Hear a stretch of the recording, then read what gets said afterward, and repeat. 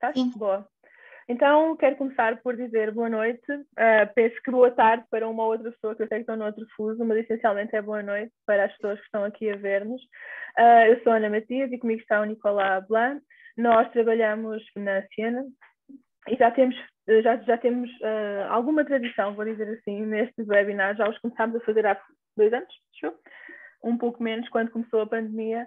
E achámos que era uma boa forma, de aproximar as pessoas a alguns assuntos com que não estão tão familiarizadas, mas naturalmente têm sido assuntos cada vez, ou melhor, quase sempre ligados ao mar e às ciências marinhas e a tudo aquilo que diz respeito à conservação marinha. E temos tido bastante sucesso, temos gostado muito de fazer este webinar, têm sido ótimos para a Siena, dentro daquilo que é a nossa missão de trazer a ciência e trazer cada vez mais investigadores para falar com o público. Este webinar, para já, tem aqui uma diferença, que é a hora. Nós costumamos fazer este webinar durante o dia e vale a pena explicar às pessoas que estão aqui porque é que estamos a fazer a esta hora. Nós achámos que o público-alvo deste webinar provavelmente era um bocadinho diferente dos webinars, aliás, do público que temos tido noutros webinars, e por isso achámos que fazia sentido fazer num horário pós-laboral. E é por isso que estamos aqui a esta hora. Depois também contámos com o input do Pedro, que nos disse que naturalmente os psicólogos, não é? E quem está a trabalhar neste ramo precisa de se ligar ao webinar um bocadinho mais tarde, o que faz todo o sentido, e por isso acolhemos esta sugestão e estamos muito contentes pela quantidade de pessoas que já temos aqui. E então, este webinar surge porque então vamos falar sobre saúde mental e ativismo ambiental, ou a saúde mental e crise climática, clima. Até o título foi aqui uma coisa que nós discutimos internamente, porque não queríamos que fosse só dedicado a ativistas de todo. Aliás, vejo que muitas pessoas que estão aqui não são necessariamente ativistas. Estou muito contente por estarem aqui, mas achámos que fazia sentido trazer aqui pessoas que nos podem falar com mais propriedade sobre este assunto. Não somos nós, não sou eu e o Nick, podemos falar com muita propriedade sobre este assunto, e achámos que fazia muita falta, porque este é um assunto, as questões ligadas à saúde mental é uma coisa que tem aparecido cada vez mais no nosso universo, mesmo internamente na Siena temos falado cada vez mais sobre isto, com outros colegas também de outras ONGs, também é inevitável, não é? E aqui ligado à questão do clima e à crise climática e ao ativismo ambiental, achámos que fazia todo o sentido então trazer isto para aqui e estamos muito contentes por ter o Pedro e a Morana. Só 2 coisas antes de os apresentar. Nós estamos a gravar este webinar, como de resto fazemos com os outros. A razão pela qual fazemos isto é porque disponibilizamos no nosso canal de YouTube posteriormente e depois toda a gente pode ver a seguir. Outra coisa que também quero dizer, vamos começar aqui com 2 apresentações relativamente breves, do Pedro e da Morana, e depois fazemos como costumamos fazer noutros webinars, que é toda a gente pode participar aqui através do botão do Q&A, que tem em baixo, se não me engano, no ecrã. Podem fazer as vossas questões, os vossos comentários, as vossas sugestões, o que for, e depois a ideia é, depois das apresentações, começarmos aqui numa conversa entre os 4, em que eu e o Nick vamos trazendo as perguntas ou os comentários que as pessoas nos vão trazendo. É isso. Acho que não estou esquecendo de nada. Vou aqui começar por apresentar, então, nós decidimos que ia começar então a Morana a fazer a sua apresentação e a seguir o Pedro, e depois então fazemos a nossa conversa. E sobre a Morana eu posso dizer que ela é licenciada em Psicologia e tem uma pós-graduação em Neurociência, está neste momento a concluir o mestrado em Neurociências Cognitivas e Neuropsicologia. Muito interessante, acho que Morana tens muito para nos dizer em relação aqui a este assunto, porque também és uma ativista interseccional e que também tem colaborado com a Ecopsi, portanto acaba aqui por fazer um círculo, não é? Depois temos o Pedro Oliveira, que é psicólogo clínico, ele é doutorado em Antropologia Social, ele é membro da Climate Psychology Alliance e faz parte da direção da Ecopsi. E eu acho que disse tudo o que era necessário dizer. Se eu tiver esquecido alguma coisa, Nick, avisa-me, por favor. Acho que não, mas avisa-me. Não, está tudo. Estou a precisar deste webinar, portanto estou ansioso. Acho que estamos todos. Então é isso, Morana. Acho que consegues partilhar o teu ecrã. Se não conseguires, avisa-me também. Vou aqui experimentar. Nunca tive deste lado no Zoom, nesta ferramenta, não assim. Espera. É uma honra. Ou seja, normalmente nas conversas sim, mas assim webinar não. Portanto, é compartilhar a tela normal, ok? Sim. Façam-me É muito sinal. parecido. Já está. Sim? É isso mesmo. Tá. Ok, perfeito. Então, boa noite a todos e a todas. Antes de começar, quero só pedir-vos duas coisinhas. Uma, eu vou tentar cumprir os 10 minutinhos. Se virem que eu estou a chegar lá e eu não dei conta porque não tenho as horas, façam-me sinal. E segunda, as pessoas dizem que eu falo muito rápido. E eu quero que vocês compreendam o que eu estou a dizer. Portanto, se por acaso repararem que eu estou assim a acelerar, peço-vos que me façam sinal para eu poder, então, ir mais devagarinho. Pode ser assim? Estou muito solidária contigo, Morana. Ouvimos as duas a mesma coisa. Portanto, sim, eu vou estar atenta, prometo. Ok, ótimo, obrigada. Então, agora sim. Meu nome é Morana Monteiro. Como a Ana disse bem, eu gosto de dizer que sou ativista interseccional, isto porque no meu percurso comecei por ser ativista climática, mas rapidamente percebi que isto do ativismo está muito interligado e que não tem como ser ativista climática se não formos feministas e antirracistas e antifascistas, e que estas lutas interrelacionam-se todas e, como tal, a sua solução também tem de ser conjunta nisto que é o ativismo interseccional. Depois desta primeira parte, quero-vos dizer que vai ser uma apresentação muito breve, um bocadinho para darmos este pontapé de saída desta conversa, que se quer mais uma conversa e um tirar dúvidas que as próprias pessoas têm, obviamente eu e Pedro estamos aqui a despejar matéria. Isto não é uma aula, são 9 e tal da noite, queremos ter uma conversa. Assim sendo, eu gosto muito desta ferramenta, desta arte do storytelling para abordar assuntos, que eu acho que é muito mais interessante do que vir para aqui despejar a informação, e então, como tal, eu queria falar-vos um bocadinho de mim, e porque é que eu cheguei até aqui, e espero que se vão identificando com alguns pontos da minha história. Então, a minha infância pode ser que foi uma infância muito feliz. Eu aos 5 anos entrei para os escuteiros, na Associação de Escuteiros de Portugal, era Lubita, e foi aí que comecei a ter este primeiro contacto com a parte da sustentabilidade. Portanto, desde o dar a hora ao parque e deixar o mundo um lugar melhor por onde passávamos, cada vez que íamos passando, limpar, ter esse cuidado, fazer voluntariado, pouco a pouco fui então despertando esta vontade de mudar as coisas e de ajudar o planeta, como eu dizia quando era mais nova. Quando era adolescente, para ser sincera, tinha demasiados problemas na minha vida para ser uma pessoa ativa socialmente, e acho que várias pessoas vão se identificar pelo mesmo, não é? Quando nós temos problemas de saúde mental e não temos motivação nem para a escola, nem para o dia-a-dia, também não vamos ter essa disposição temporal ou emocional para resolvermos em causas. Portanto, acho que é muito comum em fases da nossa vida em que estamos menos bem, também não estamos tão disponíveis para nos envolvermos nesses projetos. E quando entrei na universidade, as pessoas já me conheciam como uma garota que estava sempre a reclamar quando as pessoas metiam a beata no chão e recusava-se a levar aqueles copos de plástico no bar para beber o copinho de café lá fora e afins. E pouco a pouco, no meu dia-a-dia, tinha estes hábitos sustentáveis, hábitos individuais, fazer a reciclagem, tentar andar a pé, reduzir o consumo de produtos animais, etc. Mas posso dizer que o meu despertar para aquilo que é o ativismo climático aconteceu no verão de 2018, e já há várias pessoas a falar neste fenómeno Greta, que foi naquela altura em que começaram-nos a chegar as primeiras imagens de uma jovem de 15, 16 anos, sentada em frente ao Parlamento sueco, a faltar às aulas, este ato irreverente de faltar às aulas para lutar contra a crise climática, e eu sinto que a partir desse momento começámos a ver nas notícias, nas redes sociais, até nas conversas do nosso dia-a-dia da mesa, do café, muito o tema do ambiente. E eu e mais pessoas conseguimos notar este pré e pós-Greta, em que foi um boom de surgimento, de falarmos sobre crise climática. Aliás, crise climática foi, salvo erro, a palavra de 2019. Portanto, isto para dizer quão marcante foi essa altura. Quando comecei a ver essas notícias, comecei a ficar preocupada e comecei a tentar perceber porque é que havia jovens a faltar às aulas para falar sobre o ambiente, e estava desejosa que surgisse alguém em Portugal. Aliás, estava a vir a conversar sobre isso, que já outros países começaram a sair jovens à rua e aqui não surge nada.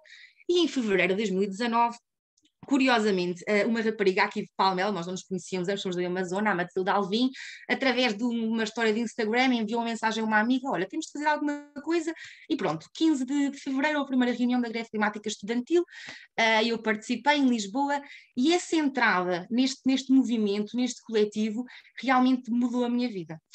Eu era uma rapariga muito ingênua, que chegou à greve climática estudantil a querer fazer recolhas de lixo e fazer ações em escolas e mercados de segunda mão. E choquei de frente com pessoas a dizerem que o que eu queria fazer era insuficiente.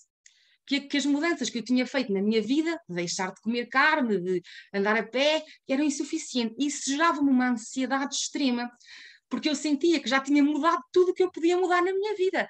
E ainda assim, quando cheguei à greve climática estudantil, percebi que isso era insuficiente. mas não só que isso era insuficiente, mas que havia uma forma de então de travar a crise climática. Portanto, estes 2 pontos, que é, por um lado, esta insatisfação e desesperança por sentir que aquilo que eu estava a fazer, que já era o máximo que eu conseguia fazer, no final do dia não era eficaz para contra a crise climática, e por outro lado descobri um grupo de pessoas que me explicou a história como antes não me haviam contado na escola. E para mim, perceber como os direitos que nós hoje conquistamos e a vida que nós hoje temos foi conquistada nas ruas, e com a mobilização social, coletiva da sociedade, fez-me perceber que, ok, então, apesar dos problemas, existe uma solução. E essa solução parecia ser, e parece-me ser, a luta coletiva. Mas voltando a como é que eu me senti. Então, isto varia de pessoa para pessoa. A APA, que é um bocadinho a nossa bússola, não é? Que é a Associação Americana de Psicologia, descreve a eco-ansiedade como este medo intenso e crónico, eles falam em environmental doom, portanto, catastrofismo, cataclismo ambiental, que é despoltado quando nós recebemos informações, sejam elas verbais ou imagens, vídeos, notícias sobre desastres ambientais, e tem muito esta ideia de uma preocupação com o futuro, com a minha vida ou com a vida dos outros. E as pessoas experienciam de forma diferente, mas há vários estudos a relacionar a eco-ansiedade mesmo com problemas físicos, portanto, pessoas tendem a ficar mais facilmente doentes, a sentir essa fadiga, essas dores musculares. A nível cognitivo são estes pensamentos de o que eu estou a fazer não é suficiente, eu ficava muito ansiosa quando tinha de usar uma palhinha ou quando tinha de usar uma coisa, portanto, tinha esses pensamentos e essas emoções e alterava os meus comportamentos nesse sentido, e um pouco por toda a minha vida foram mudando. Portanto, relações interpessoais, ficava extremamente ansiosa quando estava em grupos de pessoas que não compreendiam o problema. Nesse momento tinha uma relação e comecei a repensar se queria ou não queria ser mãe, porque não queria estar a trazer mais uma criança para o mundo, mais uma boca para alimentar, então isso trouxe-me também problemas na nossa relação. Comecei a repensar se aquilo que estava a fazer no profissional se era útil, se no futuro, se sequer a minha profissão iria existir, e no sentido de que eu queria fazer mais investigação sobre temas não tão urgentes, e então foi muito difícil para mim este choque, porque todo o futuro que eu havia imaginado não poderia ou não poderá ser da forma que era, e fazer este luto foi bastante difícil para mim. Mas há algo que eu quero trazer para aqui, e esta reflexão se calhar vai ser um bocadinho provocadora para o Pedro, não sei, para outros psicólogos presentes, mas eu acho que também faz parte de falarmos sobre isto, que é: será que os sintomas que eu tive e que as pessoas têm são uma doença ou é algo normal? Isto é, a diferença entre medo e ansiedade tem muito que ver com estamos perante um perigo real ou estamos perante uma hipótese improvável de situação. E a verdade é que a crise climática é um problema real. É um problema que realmente vai impactar nossas vidas, e podemos estar a falar daqui a 15, 20 anos a espécie humana e a sociedade como nós hoje a conhecemos não existir desta forma. E então eu acho que esta reação de ansiedade e de medo no nosso futuro é uma reação adaptativa. Portanto, se nós fomos evoluindo, não é, com este instinto de sobrevivência, uma crise climática que realmente impacta o nosso futuro, não ter medo e não querer lutar contra ela, para mim é que me parece estranho. Acho que aqui a diferença é qual é que é a reação e qual é que é o impacto. Portanto, ao princípio, eu tinha realmente sintomas que impactavam a minha vida, e então, quando há uma condição, precisamos falar isso, podemos falar em tratamento. Por outro lado, eu acho que esta é a reação normal. Eu acho que esta raiva e esta revolta e esta ansiedade são precisas para despoletar essa mudança.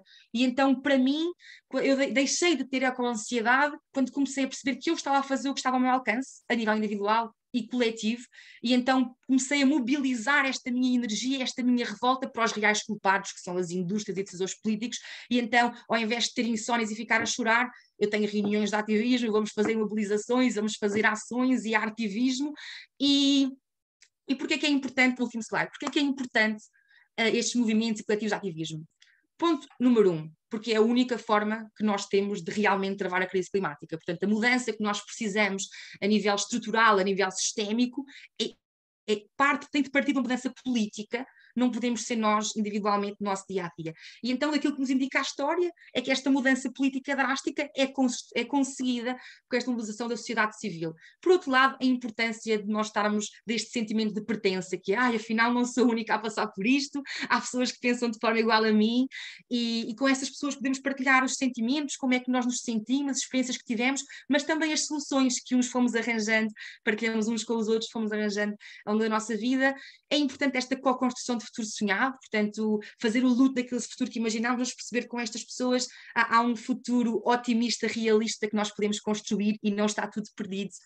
E em suma, é isto, é perceber que temos de ter este autocuidado connosco, que é o saber também descansar. O Pedro vai falar melhor sobre isso, que é, ok, temos de cuidar de nós, porque não tem como cuidar dos outros e do planeta se nós não estivermos bem, e por outro lado encontrar nestes coletivos e nestes grupos esse cuidado coletivo, portanto cuidamos de nós e cuidamos uns dos outros, e assim ultrapassamos a ansiedade e transformamos esta desesperança em mobilização para lutar pelo futuro que nós queremos.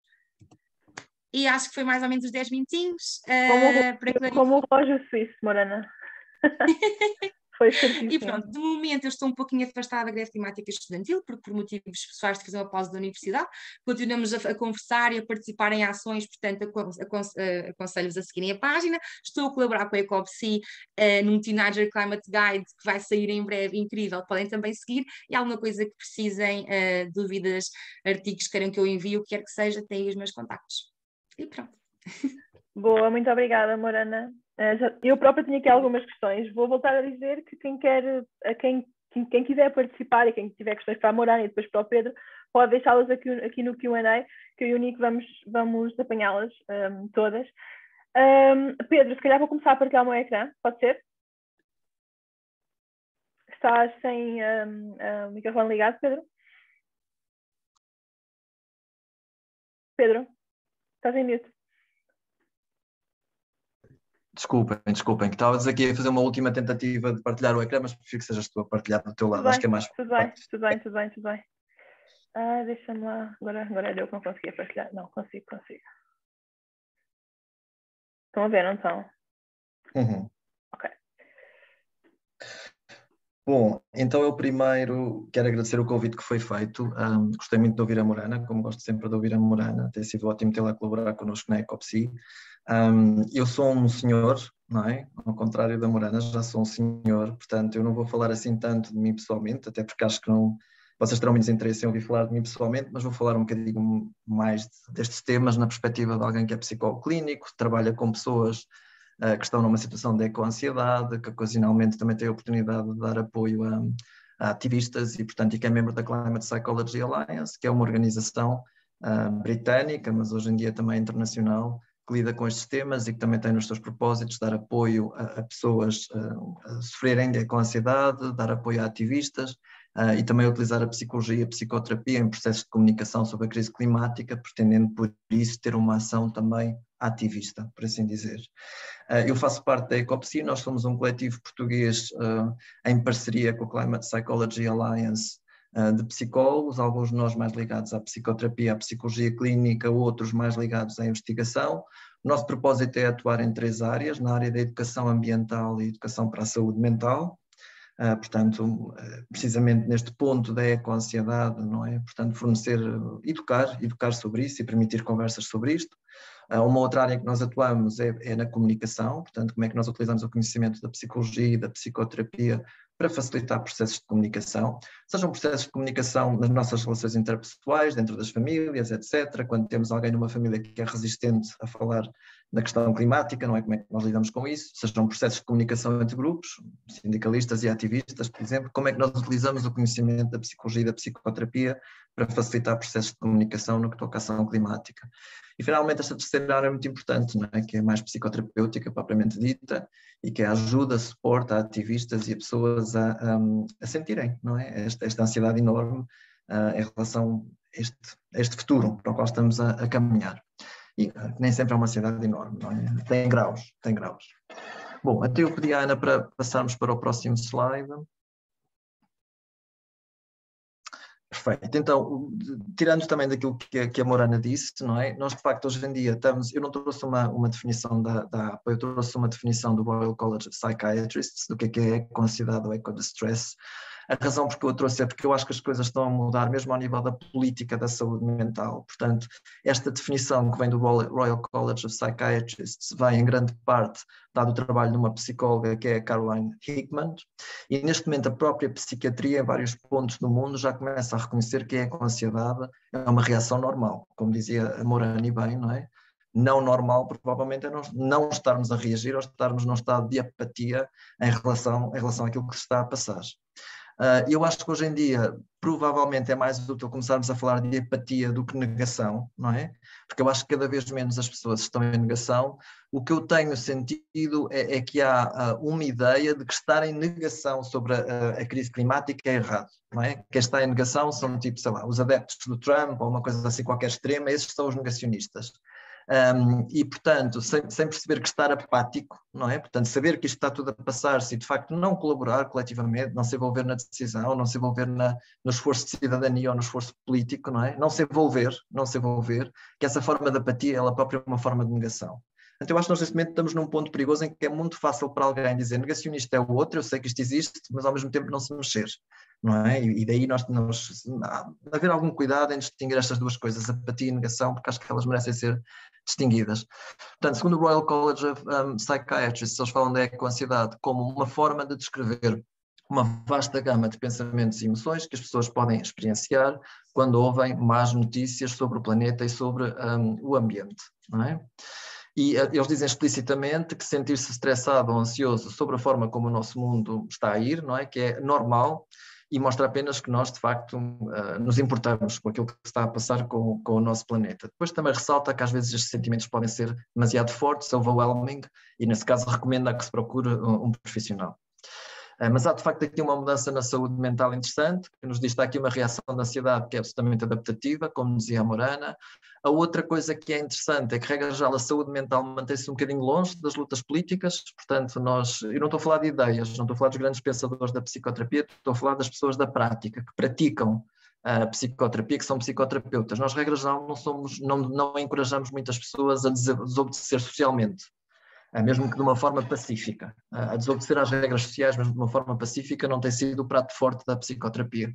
E uma coisa engraçada nesta mudança de saúde mental que está a acontecer é que há cada vez mais profissionais de saúde mental, psiquiatras, psicólogos, a dizerem que, de facto, parte da cura, digamos assim, ou parte da manutenção ou gestão desta ansiedade é a pessoa envolver-se em termos políticos e em termos de cidadania.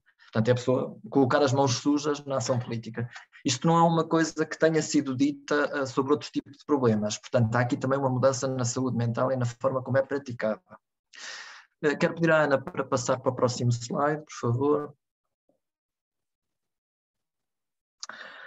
Bom, então, na continuidade do que eu estava a dizer, quando nós olhamos para o pensamento feito pelo Royal College of Psychiatrists, este tipo de organizações, portanto, eles situam a gestão e manutenção da ecoansiedade como um esforço triplo. Por um lado, recomendam às pessoas que se envolvam em algum tipo de ação familiar e de ação individual com vista à redução carbónica, não é? Portanto, tentarem reduzir os comportamentos que são carbónicos, não é?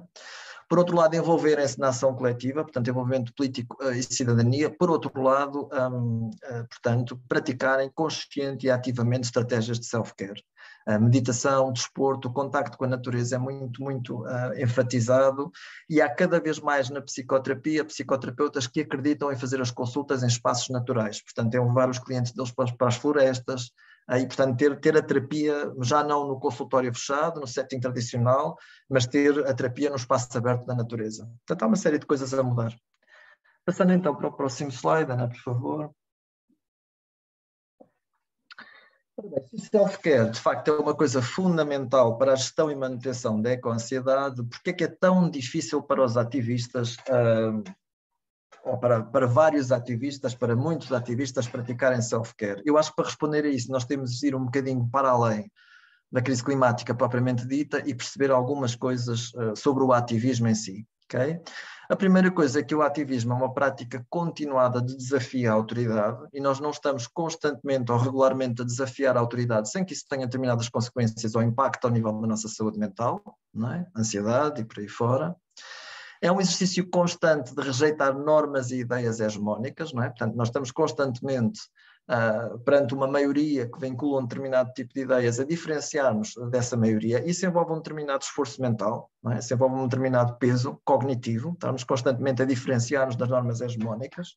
Portanto, é normal que de vez em quando um ativista precise de algum time-out para se restabelecer, porque há aqui um funcionamento que é contínuo em relação à hegemonia. O ativismo é também caracterizado por uma dificuldade de estabelecer barreiras entre a vida privada e a ação coletiva.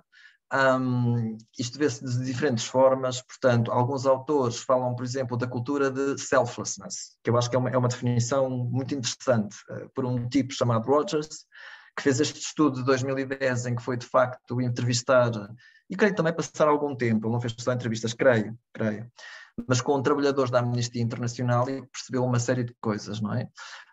Por um lado, em termos dos mecanismos de autorregulação, que muitas vezes os ativistas regulam a culpa, seja culpa pelo privilégio, não é? Eu estou aqui a trabalhar pelos animais, pela natureza, pelas pessoas que já estão a sofrer a crise climática na pele e que estão numa posição muito pior do que eu. Quem sou eu para me dar o direito ou o privilégio de achar que tenho que tomar conta de mim, não é? Quem sou eu? E muitas vezes, quando a pessoa faz um movimento para de facto dizer eu não consigo fazer mais trabalho, eu não consigo parar, há toda uma questão da culpa, não é? Que se associa muito a esta ideia de privilégio. Não é? Quem sou eu para parar quando as pessoas, as causas, os animais que eu estou a defender continuam em sofrimento constante? Não é?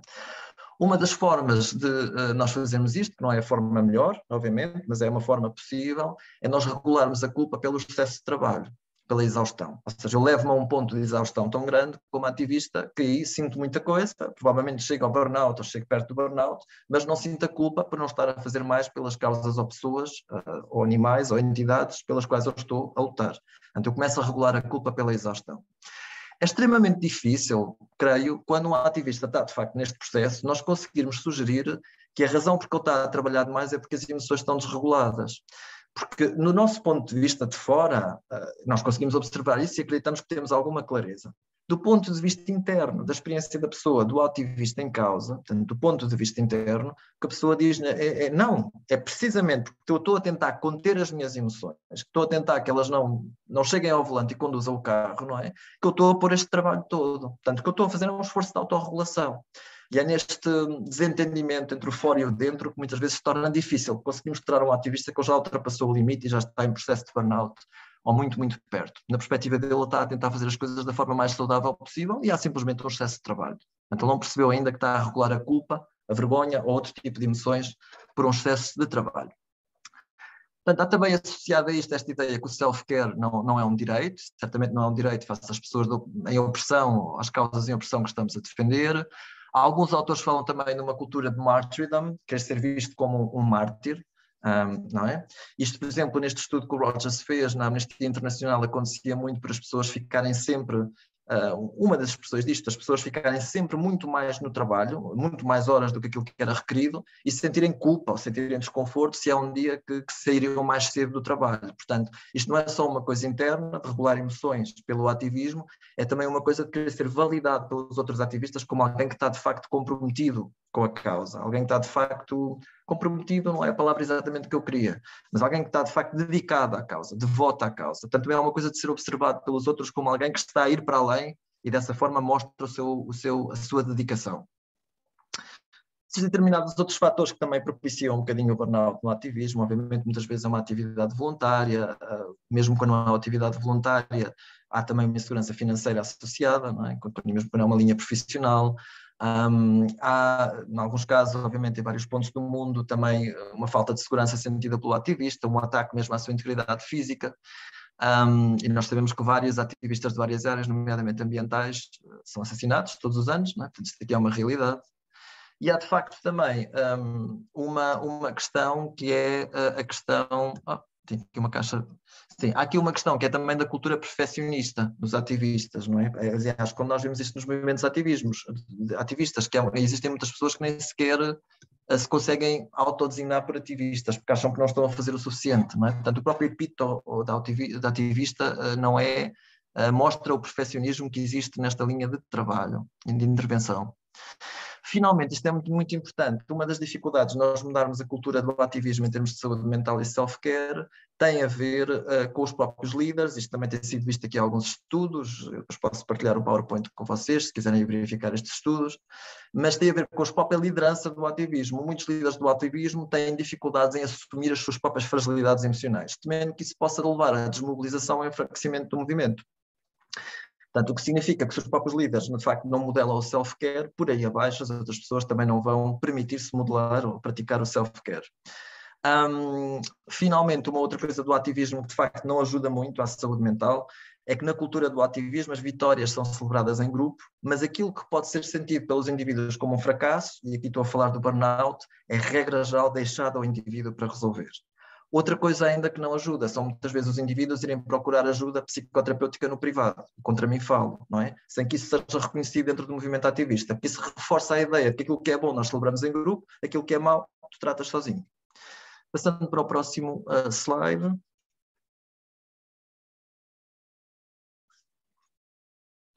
Peço desculpa, Ana, não sei. Ok, perfeito, obrigado.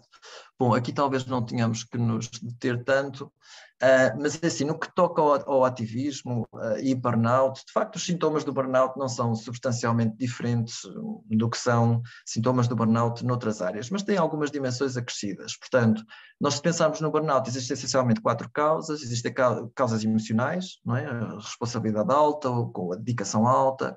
Existe, de facto, o backlash por repercussões sociais negativas para a pessoa ser ativista, portanto, a forma como é olhada socialmente, a forma como é encarada na família, por exemplo, não é? Causas estruturais, que são a oposição a estas grandes estruturas de poder, obviamente são outro fator de stress que pode contribuir também para o burnout, e depois, surpreendentemente ou não, causas internas, que são as próprias lutas internas entre os ativistas, não é? E estas são também um fator importante de burnout. Estas coisas estão ligadas, os ativistas não estão a tomar conta deles próprios, não estão a fazer o self-care, obviamente também a tensão vai aumentar, obviamente entram em luta e essa luta depois também ajuda ao burnout. Portanto, por isso é que nós precisamos desta cultura de self-care a vida das lideranças até aqui abaixo. Convém fazer uma ressalva que, de facto, vários estudos que apontam que os ativistas racializados ou ativistas queer, de alguma forma, carregam elementos de stress talvez mais pronunciados, não é? Por serem simultaneamente na frente das pessoas que estão a lutar contra o poder, mas também mais alvo ainda das estruturas de poder. Portanto, estão numa posição delicada. Outros autores falam, por exemplo, das 5 categorias que definem o burnout e que falam, portanto, a alternância do humor, não é? Em conexão com a depressão e a ansiedade, é um dos sinais de burnout. As manifestações cognitivas, a pessoa começa a ter insónias, a insónia é um bom indicador de burnout e, como tal, começa a ter repercussões àquilo que nós, os psicólogos, chamamos de funções executivas, que são a atenção, a concentração, a memória. É mais difícil concentrar, tenho que perguntar várias vezes o que é que outra pessoa está a dizer, etc. Não é difícil reter informação, seja memória de trabalho, seja memória de trabalho, essencialmente estamos a falar aqui.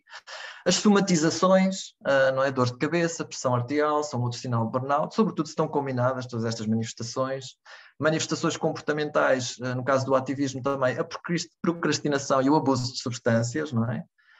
Não é incomum no ativismo, de facto, as pessoas a certa altura recorrerem a substâncias, uma tentativa de manter a motivação alta e serem vistas pelos outros como pessoas que continuam a manter a motivação alta, portanto tem muito a ver com o medo que a motivação este abuso de substâncias, e a falta de motivação, não é? A parte da motivação, e uma coisa muito nítida que se encontra no burnout do ativista, mas também outros tipos de burnout profissional, que a pessoa entra num discurso cínico, não é? Quando a pessoa já está no ativismo, mas quando isto não vai mudar nada, isto não vai fazer nada, o que é que nós vamos fazer? Para quê? Bom, se a pessoa já está num discurso cínico de mim, isso significa que há uma grande probabilidade, com outras manifestações associadas, já estar numa fase avançada do burnout. Para alguns o burnout é uma trajetória do ativista, não é? É uma trajetória do ativista, do qual eu acho que, enfim, sinto que também passei por ela de alguma forma, mas é esta ideia de estar mais ou menos adormecido e depois ter uma epifania em relação a determinadas causas sociais, ou em relação às causas sociais, depois sair à rua a fazer o máximo que consegue, entrar em burnout e depois sair, fazer um time-out do ativismo e regressar de uma forma mais sustentável. Portanto, isto é um percurso também frequente no ativismo, portanto o burnout pode ser parte desta trajetória também. Pedi a Ana, então, o próximo slide, creio que já não temos muitos. Uma coisa que eu achei interessante, e agradeço bastante este convite da Siena, não é? Isto é muito interessante para mim estar aqui com pessoas que também estão a tentar comunicar ciência. que é algo que na ECOPSI nós acreditamos bastante que é muito importante fazer, e temos também a Teresa, que é doutoranda nestas áreas e que faz um trabalho excelente a comunicar ciência. Uma das coisas interessantes que eu achei que vos podia trazer e que seria interessante para a Siena, provavelmente, é um estudo feito pelo Hoggett e pela Randall. O Hoggett deu já uma comunicação para a ECOPSI, que nós temos gravada, que é um psicólogo inglês, parte da Climate Psychology Alliance, e eles foram fazer entrevistas qualitativas a ativistas versus cientistas. E a amostra deles de cientistas eram cientistas que fazem interação com as massas, portanto, que comunicam ciência às massas, e descobriram algumas diferenças. Descobriram que os ativistas, por comparação a cientistas, são mais motivados por questões de justiça social do que questões ambientais, não é? É um bocadinho aquilo que a Morana estava a dizer quando se designa ela própria como ativista interseccional. Para ambos os grupos, a parte mais difícil não é o conhecimento que detém da questão climática, mas o dialogar com um público resistente. As barreiras, os obstáculos do público, a repressão destes assuntos por parte do público, a dificuldade de ir para além dessa repressão. O filme Don't Look Up, há pouco tempo na televisão, ilustra isso de uma forma brilhante. Para os cientistas, um dos fatores mais importantes de stress mais importantes eram os debates com outros cientistas, portanto, o julgamento de pares, ou que a pessoa dourou a pílula e comunicou a informação climática de uma forma muito suave, o que só ajuda aos negacionistas, ou a pessoa, de alguma forma, ao comunicar, imbuiu a audiência com sentido de pânico, o que afasta as pessoas da causa. Portanto, a ideia de não conseguir ter a medida certa sobre como comunicar. E o julgamento por pares que os cientistas sofrem constantemente relativamente a estas questões. Ou isso, ou vulgarizar a ciência, ou o que quer que seja. Em comparação direta com os cientistas, os ativistas tinham uma visão mais concreta do futuro, uma maior rede de suporte, uma maior ênfase no autocuidado. Isto é um estudo qualitativo, portanto, estas conclusões também têm que se tirar com alguma, humildade. E nos cientistas, as normas culturais estavam mal adaptadas à dimensão das suas descobertas. O que é que isto quer dizer? Os cientistas, ao contrário dos ativistas, e eu tenho um doutoramento, não é? Portanto, parte da minha cabeça também é uma mentalidade científica de alguma forma, não é? Mas os cientistas são menos treinados para falar de si próprios e para ligar a sua própria biografia à informação que estão a dar sobre ciência, porque o próprio paradigma da ciência diz que a ciência deve ser comunicada de uma forma mais neutral ou mais objetiva. Não todos os paradigmas, mas alguns paradigmas dizem isso, não é? Portanto, eles recebem menos treino sobre como interligar a sua biografia à informação científica que estão a dar. Isso coloca-os numa posição frágil, de diferentes maneiras. Portanto, uma das coisas que o estudo sugere é que para os cientistas climáticos pode ser interessante aprender também com os ativistas e aprender com determinadas estratégias que os ativistas já têm, quer em termos de manutenção do seu self-care, quer em termos da forma como se comunica com a sociedade maior, não é? E as implicações que isso depois tem para a pessoa em si. Passando então para o próximo slide. Isto é uma verdade lapalice, mas eu acho que é importante dizê-la. Enquanto os ativistas experienciam níveis elevados de stress, ansiedade, trauma e burnout, é também a sua prática de direitos humanos, a resistência contínua, recusa em desistir, ação coletiva, solidariedade, etc., que lhes permite chegar ao bem-estar individual e coletivo. Uma outra forma de dizer isto, como nós dizemos, por exemplo, na sistémica, que é uma das disciplinas ou dos campos da psicologia, por exemplo, no dizer de Asluz, é que um sistema só pode colocar-se questões, é muito otimista isto, mas um sistema só pode colocar-se questões para as quais o sistema já tem uma resposta a alguns, não é? Portanto, se nós olharmos para o stress ativista, temos que pensar que o ativismo também é uma fonte de bem-estar. Portanto, tem que haver soluções dentro do ativismo para implementarmos esta cultura de saúde mental e self-care. Passando para o próximo slide, que creio que seja o último. Então, algumas soluções, não é? Para não ser o psicólogo que só chega aqui, problematiza, mas depois não diz como é que se faz. Como é que se faz? Uma coisa que as pessoas nos perguntam muito. Quando você trata pessoas, como é que se faz? Não é? E nós, é impossível para nós responder isto de uma forma extensa, mas há algumas coisas que é possível dizer. Ora bem, então, por um lado, é muito importante encorajar a troca entre líderes, ativistas e profissionais de saúde mental, de forma a promover uma cultura do self-care ao nível organizacional e não apenas individual. Em alguns pontos e em alguns casos é importante para os ativistas procurarem psicoterapia individual. Se eu não acreditasse nisto e os meus colegas não acreditássemos nisto, não tínhamos também fundado a ECOPSI, não é? Queremos estar abertos a isso. Mas a questão é que isso não é suficiente, isso é só parte da solução. Esta cultura de self-care tem que ser imbuída dentro do ativismo e tem que ser de uma forma que escala desde a liderança até aos outros níveis. Okay? Dentro dos movimentos ativistas e coletivos e organizações ativistas é muito importante criar experiências grupais de self-care, portanto, pegarem toda a gente ao mesmo tempo, ir tudo fazer meditação, ao desporto e atividades lúdicas. Porquê? Porque ao fazer isto coletivamente, o que os movimentos estão a fazer é dar autorização às pessoas dentro do movimento para praticar self-care. E dar essa autorização num contexto de grupo é muito mais eficaz do que simplesmente dizer à pessoa que individualmente isso é um direito que lhe assiste. A meditação é fundamental no ativismo. Nós, de facto, em termos da pesquisa, da psicologia, não temos ainda estudos muito sistemáticos sobre o que é que ajuda mais a manter a saúde mental no ativismo, é uma falha da psicologia, mas já há alguma evidência de que a meditação é muito importante. Por exemplo, há um autor que é o Gorski, que fez um estudo de entrevistas qualitativas com ativistas que começaram a praticar meditação, e uma das coisas que os ativistas reportam é que, passado algum tempo em meditação, conseguiram mais eficazmente começar a identificar a culpa. Okay? E a partir do momento em que conseguiram identificar a culpa, que é uma emoção que se liga muito a não estar a fazer mais, conseguiram também começar a praticar mais atos de self-care.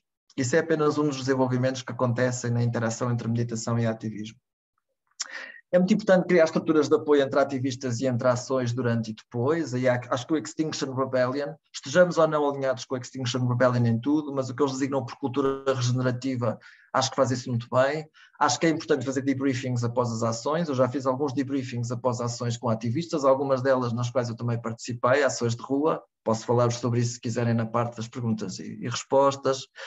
Alguns autores falam do co-counseling, que é uma prática em que dentro de uma organização ativista as pessoas se organizam em pares e depois intencionalmente limitam, tiram determinados tempos para reunirem, um fala, o outro ouve, um fala, o outro ouve, escuta ativa, princípio básico do counseling, e nesta ideia de se ajudarem umas às outras a falar sobre este esforço contínuo que nós temos que fazer no ativismo, nos distinguirmos da norma hegemónica, não é? Que é um esforço cognitivo, estamos constantemente a dizer, não, isto pode ser o que a maioria da sociedade está aqui a tentar promover, mas isto não me faz sentido. Portanto, isto é um esforço constante, não é? Portanto, é importante termos alguém com quem fazer esse debriefing desse esforço constante.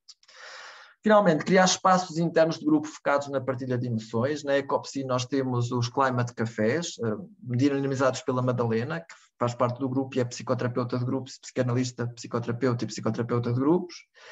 E que são espaços em que nós nos juntamos só para falar de emoção. Portanto, não há lugar para soluções, não há lugar para grandes teorizações políticas, não há lugar para grandes dados científicos. Temos que ir nus e sair nus, falar de emoções.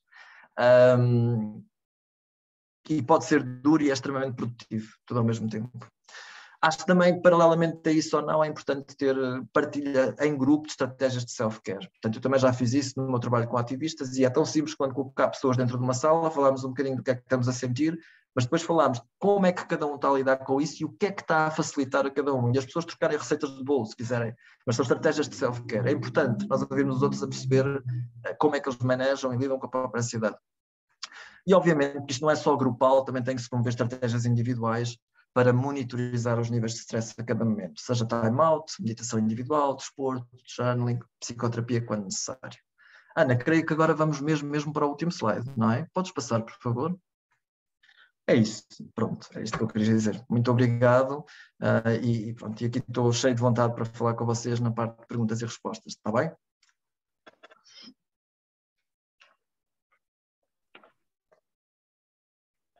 Olá, estava aqui a tentar, ao mesmo tempo, despartilhar, ligar a câmera, ligar o microfone. Bom, estou cheia de informação na minha cabeça, para dizer a verdade. Eu não sei se vocês foram tendo a oportunidade de ver aqui. Bom, primeiro que tudo, obrigada aos dois por estas duas apresentações.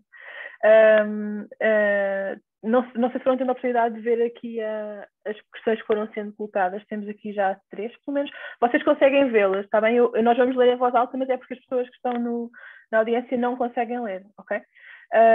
Então, se calhar vou já começar, para garantir que conseguimos pôr todas, até porque nós próprios também temos aqui algumas questões e comentários que gostaríamos de vos pôr. Temos aqui a primeira pergunta, da Rita Barroca, que diz: as terapias de terceira geração, onde se inclui o mindfulness com o programa MBSR, não tenho a certeza, será certamente uma excelente ferramenta a implementar nos ativistas. Não concorda, Pedro? Especificamente para o Pedro. Pedro, preciso de ajuda. O que é o programa? Concordo. Eu concordo que as terapias de terceira geração são, eu diria mesmo dentro das terapias cognitivas, aquelas que mais têm a acrescentar a tudo isto. Uma das coisas que eu estou a fazer neste momento é, eu estou a desenhar uma apresentação para a Climate Psychology Alliance, para a comunidade internacional, de um esboço de modelo integrativo para o tratamento da eco-ansiedade. Modelo integrativo quer dizer, é um palavrão, mas não é, nós temos diferentes modelos dentro da psicologia clínica, okay? Modelo cognitivo, modelo psicanalítico, modelo de terapia familiar, modelo narrativo, etc. Uma série. Aparece um novo todas as semanas, porque também há muito branding e marketing dentro da psicologia, né? Há um modelo novo, há uma marca nova todas as semanas. Mas alguns de nós tentam fazer sínteses integrativas destes modelos, ok? Eu acredito que para essa síntese integrativa e para o tratamento da eco-ansiedade, os modelos de terceira geração, até eu diria o Acceptance and Commitment Therapy, são extremamente produtivos. A razão, na minha opinião, por isso, e para não querer complexificar muito e tornar isto numa discussão muito técnica, é que estes modelos cognitivos de terceira geração vão beber ao budismo e à psicologia budista. E uma das coisas que nós temos que praticar relativamente à crise climática é a ideia que por vezes vamos sentir emoções muito difíceis e que o desafio é aprendermos a acolher essas emoções cada vez melhor, em vez de estarmos constantemente em luta ou entrarmos pela coisa do excesso de trabalho para vencer a culpa e a regulação emocional. Portanto, estes modelos são absolutamente adequados e perfeitamente úteis.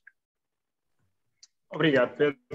Sim, isto para nós também vai ser uma lição introdutória a este tema, porque obviamente que há muitos termos e vias académicas que nós conhecemos, portanto isto é super interessante, imagino para a maioria da audiência também. Portanto, vamos continuar com as perguntas. Temos uma do Gonçalo Carvalho, que, para quem não sabe, é o coordenador executivo da Cienda, portanto também estamos contentes que o resto da nossa equipa ou quer saber mais ou precisa deste tipo de webinars, portanto, também é bom ter aqui os nossos colegas da Ciena e de outras ONGs.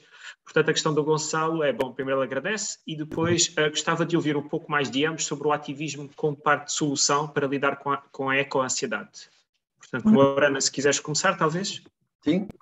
Ok, posso. Então, como o Pedro disse bem, nem todos os grupos coletivos ou movimentos de ativismo, independente de ser climático ou não, têm boas práticas que promovam a saúde mental individual ou do coletivo, mas nós temos algumas práticas interessantes em coletivos em que eu estive, como a Greve Climática Estudantil, a Brigada Estudantil e afins, que eu gostava de partilhar. Primeiro que tudo, nós começamos todas as nossas reuniões com um check-up emocional, onde cada um de nós partilha um pouquinho de como é que está. E isto é importante para nós percebermos o estado mental das pessoas que andamos a trabalhar nessa noite. Ou nesse dia, eu falo noite porque a gente tem reuniões quase todas as noites. Porquê? Porque assim a gente já sabe que aquela pessoa passou por aquela fase complicada, está triste e temos mais essa empatia e esse cuidado na forma como falamos, trabalhamos com as pessoas. E acho que isso é importante porque nós fazemos isso em voluntariado, é como se fosse mais uma segunda jornada de trabalho ou de estudo, e se não houver essa base empática e de respeito pelo espaço afetivo do outro nesse momento, então não vai haver condições para trabalhar, vai ser só mais uma fonte de stress, e a ideia é que não o seja. Depois, pequenas práticas no movimento ativista, para além desse cuidado com a saúde mental, e há uma partilha muito, se calhar por sermos jovens, se calhar também é um bocadinho mais fácil, mas há uma partilha muito nua de como é que nós estamos, e então temos o à vontade para partilhar as nossas experiências e sentimentos durante a reunião, e isso facilita. Esse momento acaba por ser não só um momento formativo ou de reunião de trabalho, mas também um momento de partilha. Não é como ir ao psicólogo, não, mas é quase como fazer uma pequena catarse, então libertar esses pensamentos de dia a dia é importante.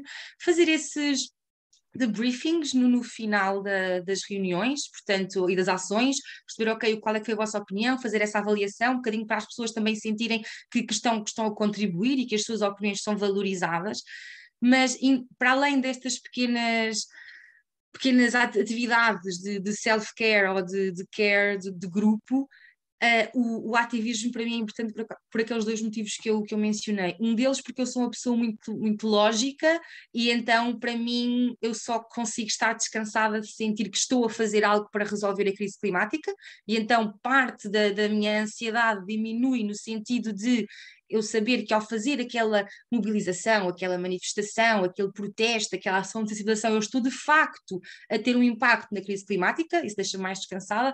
E por outro lado tem que ver com esse sentimento de pertença, portanto passam a ser...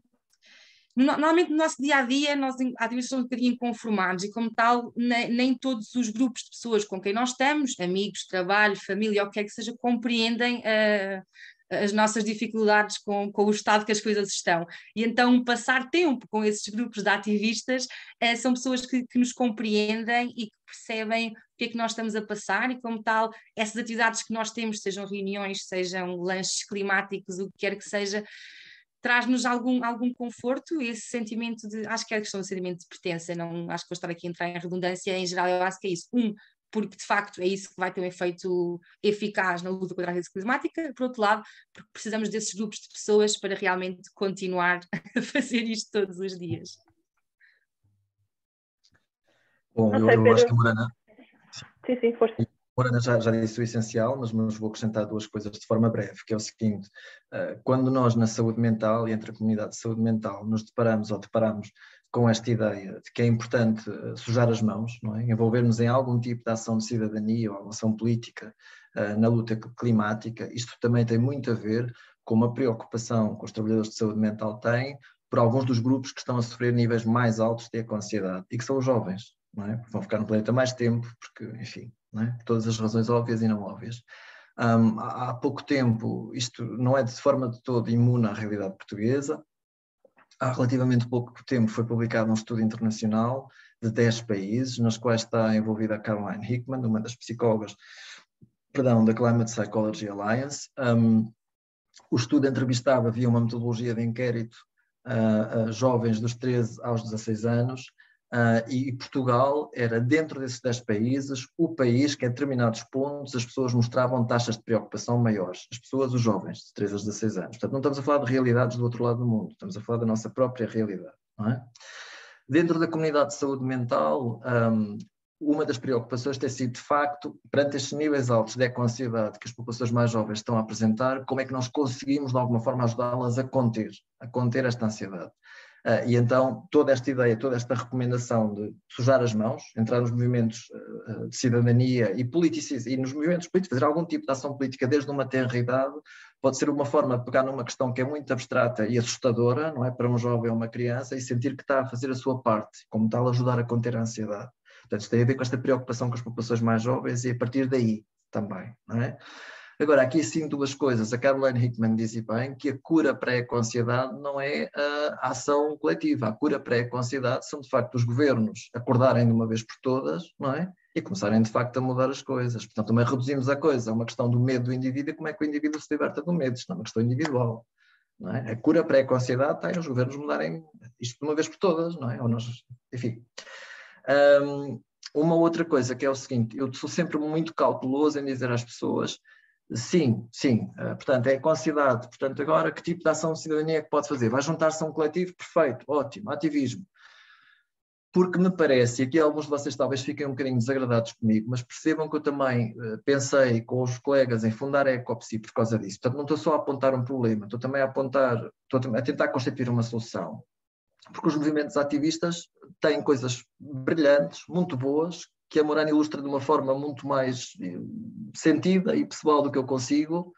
O meu ativismo é mais ao nível da saúde mental, da questão climática, mas é um ativismo diferente. Mas assim, os coletivos e o ativismo são também lugares de burnout, não é? Portanto, eu acho que é isto que nós temos que pensar. Ok, nós encorajamos as pessoas a sujarem as mãos, mas também temos que continuar a repensar estas estruturas do ativismo de forma a assegurar uma maior saúde mental. Então, estamos a tirar a pessoa de um problema que é a eco-ansiedade e estamos a levar a pessoa para o burnout ativista. Portanto, se não houver aqui uma mediação. Ok, mas eu não estou só aqui a apontar um problema. A Ecopsi existe para também lidar com este problema. Portanto, ok, pronto, quero dizer isso também. Sim.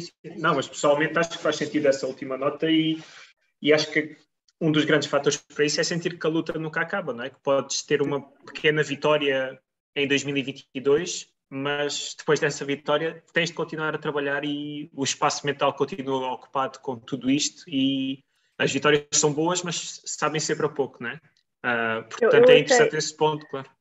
Eu achei graça quando o Pedro disse os coletivos também são lugares de burnout e nós três.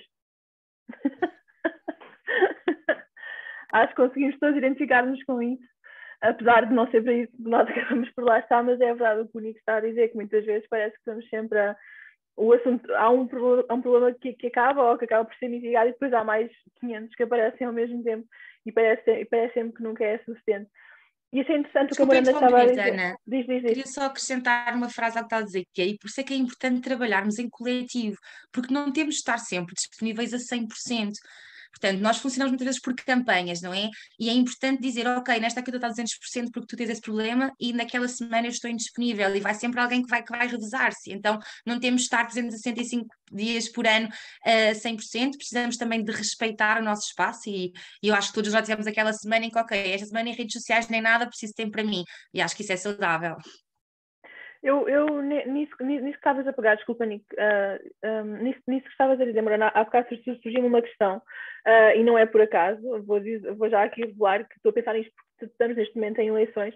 Vocês conseguem identificar alguma altura, não necessariamente tem a ver com as eleições, mas alguma altura em que vos parece que pode estar relacionado com uma COP, pode estar relacionado com um evento muito grande ou com o aparecimento de um relatório particular, não sei.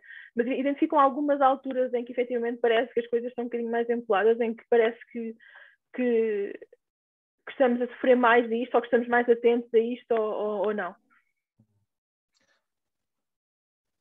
Bem, nós é na altura da campanha, portanto, acho que há variáveis externas e internas ao coletivo. Internas é como a gente funciona por campanhas, a gente sabe que naquela altura do mês em que há aquela strike internacional, a gente sabe que essas 3, 4 semanas antes são caóticas. O problema é que isto acontece quase todos os meses. E depois também essa alturas que tu mencionas, que é alturas em que saem relatórios do IPCC, alturas de cimeiras do clima em que há mais notícias sobre o assunto, verões, que é alturas em que nós experienciamos mais notícias sobre o clima, ou de secas ou de incêndios, portanto há esses objetos de ansiedade que eu acho que são marcantes. E eu gostava de dizer que há pontos no ano em que isso acontece, só que o que eu tenho visto é que eles estão cada vez mais próximos. Parece que temos cada vez menos semanas sem esses stresses constantes. Não sei se sentem o mesmo. Eu tinha entendido a questão de uma outra forma, confesso, que era... não sei, quer dizer, a COP nós começámos há cerca de 2 anos, começámos em plena altura Covid, não é? Portanto, foi incrível o facto de nós conseguimos formar isto durante essa altura, não é? Perante pessoas que não se conheciam, de facto acho que foi mesmo um feito por todos, não é? De maneira que acho que ainda não identificamos essas oscilações de stresses tão bem e de forma tão acutilante quanto a Morana, talvez venhamos a identificar. O que eu acho, e isto não sei se isto responde à tua questão ou sequer se relaciona com ela, mas isto levou-me a um sítio diferente, não é? Eu acredito que, de facto, com esta coisa do Covid, houve aqui uma brecha. Houve uma brecha aqui, em termos da consciência, não é? E esta ideia de que nós não mandamos na natureza, ou que nós somos natureza, ou que o que seja, não é? O que seja. Nós não mandamos na tal natureza que nós vimos como estando fora de nós. E eu acho que isto aqui criou uma brecha também para o stress, não é? Porque eu acho que há neste momento algum acordar civilizacional de pensar assim, então mas espera lá, então, mas se a ciência não resolve isto imediatamente, esta coisa da crise climática, que também é uma questão de relação com a natureza, o que é que acontece a seguir, não é?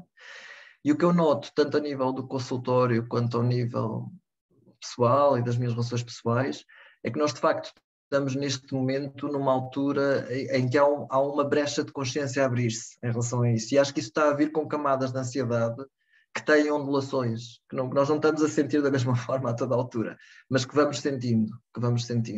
Até que ponto é que isso afeta a Ecopsi como um coletivo? De facto, aí não tenho resposta. Até que ponto é que isso afeta os coletivos? Não tenho resposta, mas acho que estamos numa altura de algum stress acrescido.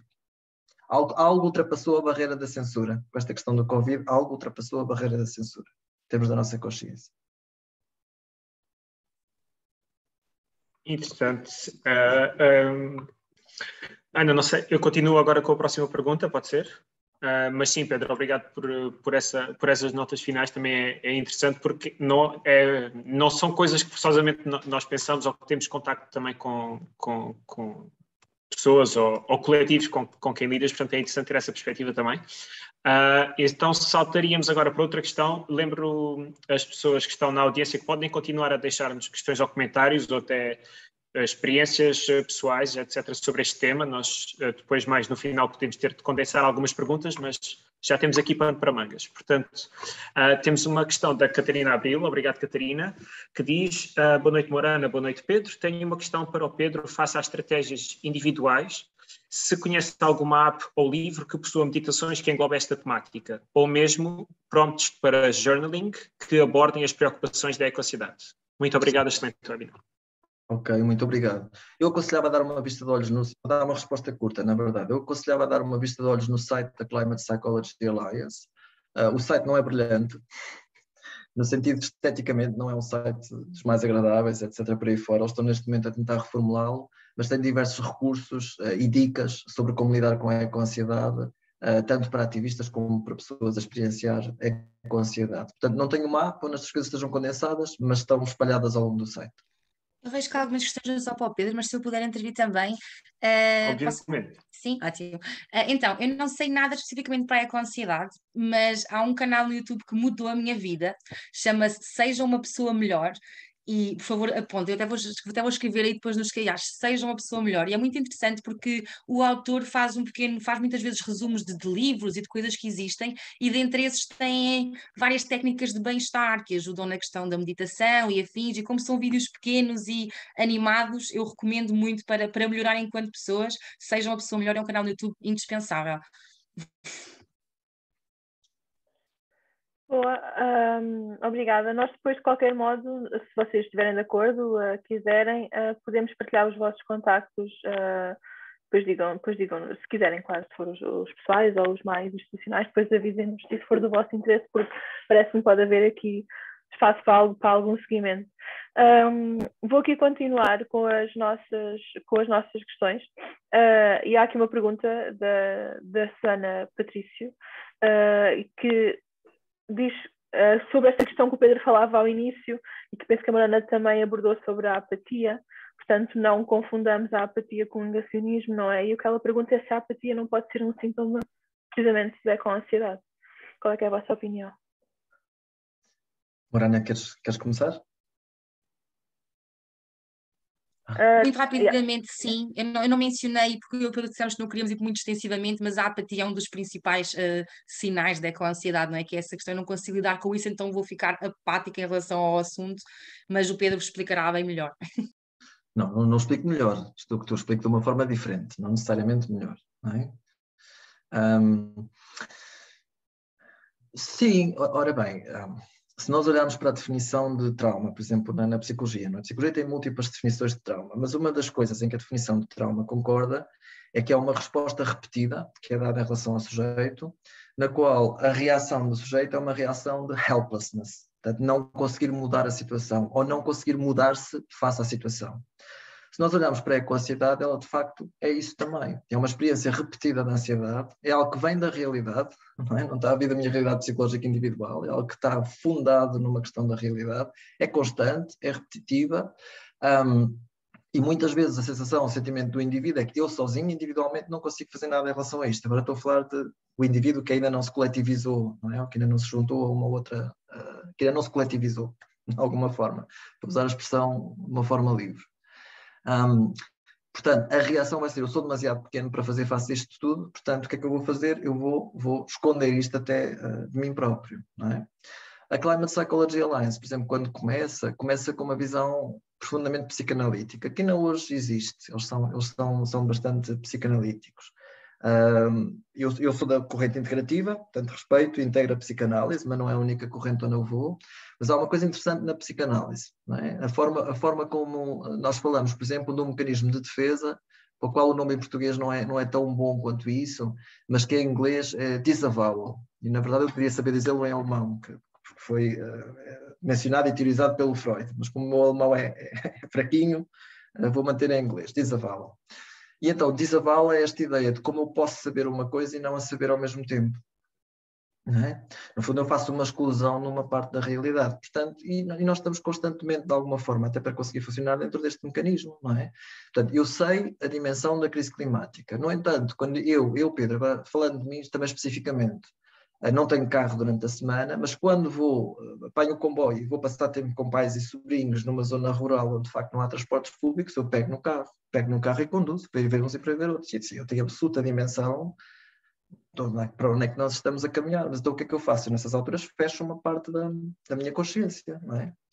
E o desaval é esta experiência constante de saber e não saber ao mesmo tempo, até para a pessoa conseguir funcionar, não é? Muitas vezes a apatia, este não sentir, tem precisamente a ver com agir este mecanismo de defesa em relação às coisas. Agora, quando eu vos falava de uma brecha na censura, isto é que é interessante, não é? Com o Covid, nós estamos a perceber cada vez mais que não mandamos na natureza. Nós, as pessoas que estão por dentro destas áreas, sabemos que somos natureza, não é? As pessoas que estão um bocadinho mais fora destas áreas estão a perceber que não mandam na natureza, não é? Portanto, o esforço cognitivo, o esforço pessoal que elas têm cada vez mais que fazer para se manterem apáticas ou para negar a realidade é cada vez maior. E eu acho que isto nos dá a nós uma oportunidade, porque elas já estão em esforço neste momento e cada vez mais para conseguir negar a magnitude do que nós temos em frente. E sobre isso poderá haver porque se queres agir sobre isso ou se queres tentar mudar essa apatia, pode haver um caminho que é positivo, mas pode haver um negativo também, certo? Estás a perceber o que é que eu estou a dizer? Podes ter exatamente um caminho negativo. Uma das reações que tu tens para lidar com esta crise, por exemplo, é o acting out, não é? Que são as pessoas que dizem, então vamos lixar todos, então em vez de fazer um voo por ano faço 10. Então 2 latas de Coca-Cola, não, então nos vamos lixar todos, consumo 7, não é? Vou morrer de qualquer forma. Vou morrer de qualquer forma, vai tudo acabar, portanto, bora. E tens, de facto, uma das coisas interessantes é nós pensarmos como isto, de facto, às vezes não há uma correspondência direta entre o que as pessoas fazem profissionalmente, o sistema de crenças e a forma como se comportam, não é? Eu tenho um colega meu, psicoterapeuta, que faz uns 10, 11, 12 voos por ano. E quando eu o confrontei com isso, não é? À luz, tudo aquilo que nós sabemos, não é? Ele diz, não, todos temos pecados, eu tenho os meus pecados, não é? Portanto, entrar no discurso religioso, quem é que tem os seus pecados? Portanto, é isso, tu podes ter um acting out em que ages precisamente no sentido contrário ao teu medo, portanto, isso pode ser um caminho negativo. Interessante. Vamos continuar aqui nas perguntas. Posso fazer uma pergunta? Desculpa, Claro. porque agora encadeu aqui nesta questão. Acting out, nunca tinha ouvido. Se calhar já tinha ouvido, mas nunca tinha associado a isto. Vocês, talvez até mais para a Morana do que para o Pedro, mas isto que o Pedro estava a falar é muito familiar. Não sei qual é que é a vossa experiência, mas agora ele falou e pensei, sim, que eu consigo identificar 4 ou 5 pessoas que pensam isto ou que dizem isto. Há alguma estratégia, sem entrar aqui nesta coisa das estratégias de discussão e tudo mais, mas sendo isto tão comum, há alguma forma que vocês consigam identificar? Talvez a Morana, porque ela lida com muitas pessoas, disse Morana porque ela lida com muitas pessoas dentro dos movimentos onde está, mas alguma estratégia que vocês consigam identificar para tentar, nem sequer é desmontar isto, mas é trazer esta pessoa, porque esta pessoa na verdade pode estar só a dizer-nos estou desesperado com isto e já não sei o que é que é fazer, portanto mais vale entregar e mais vale... Há alguma coisa que vocês consigam identificar como sendo particularmente útil ou não, para tentarmos trazer essas pessoas para este lado? Já percebi. Sim, Morana. Sim. Eu acho que sim. Eu sou muito cognitiva comportamental e então eu entendo esse comportamento das pessoas como um reflexo da desesperança em relação ao futuro. E então, resolvendo o problema pela raiz, eu acho que é preciso as pessoas perceberem que não está tudo perdido e que há uma hipótese de futuro, há cenários possíveis de futuro em que elas conseguem concretizar aquilo que são os seus desejos e as suas ambições. E então, com essa co-construção desse futuro junto, a pessoa percebe que a sua ação no presente vai ter um resultado positivo no futuro. Porque se a pessoa achar que aquilo que ela faz, seja comportamentos individuais ou coletivos, não tem diferença, então para quê lutar pelo futuro que não existe? Então eu acho que é esse devolver dessa esperança para que a pessoa consiga então ter vontade de viver. Não sei se o Pedro concorda comigo. Concordo, Morana. Sendo tu cognitivo ou comportamental, o pessoal da psicanálise diz exatamente a mesma coisa. De facto, não existe apatia, existe desespero. É a conclusão a que nós chegamos na psicologia climática, que mesmo na pessoa mais apática e mais adormecida em relação a esta questão, que ela está de facto a enfrentar um medo profundo em relação ao que se está a passar e ao que se vai passar a seguir, seja por ela, pelos filhos, portanto, não existe apatia, existe medo. Não é? Traduz-se comportamentalmente como apatia, mas na raiz está o medo. Eu aconselho-vos, de facto, há uma organização que são Talk Climate ou Climate Talk, troco sempre o nome, mas é uma destas duas, E elas dedicam-se especificamente a gerar guias que são acessíveis à população em geral. Nós estamos a fazer um trabalho semelhante no Teenager Climate Guide, não é semelhante, mas também passa por aí, na Ecopsina, a qual a Morana está a participar, e muito bem. E elas produzem guias baseadas em pesquisa sobre como, por exemplo, iniciar um diálogo com um negacionista, com alguém que está absolutamente a dizer não quero ouvir falar disso, isso não existe, etc. Há um documento interessante que qualquer pessoa pode descarregar online, que é o Handbook of Climate Communication, que faz parte desta organização e que tem dicas muito, muito interessantes sobre como conduzir uma conversa com alguém que simplesmente não tem espaço, não quer saber, não está disposto a conversar sobre isto.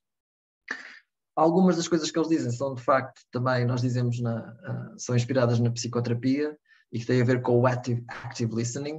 Muitas das vezes, quando nós vamos falar com uma pessoa que não quer, que bloqueia totalmente este assunto e não quer dar-nos o espaço ou o tempo para isso, a ideia é que nós vamos ter que fazer muito mais. Parte do processo é desconstruir essa ideia. O que nós temos que fazer é ouvir a pessoa durante bastante tempo. Portanto, é um fazer menos comportamentalmente, porque ouvir é uma coisa que obviamente também tem o seu gasto cognitivo. Mas a ideia é desconstruir isto, não é a ideia que nós vamos fazer mais para essa conversa, nós vamos fazer menos. Portanto, nós vamos ouvir muito mais do que aquilo que vamos falar e durante bastante tempo. Depois há algumas dicas que nós podemos ir introduzindo na conversa que podem ajudar a pessoa a relativizar. Eu vou ter que ver um bocado já dentro de pouco tempo, mas acabo de responder. Há algumas dicas que podem ajudar a relativizar.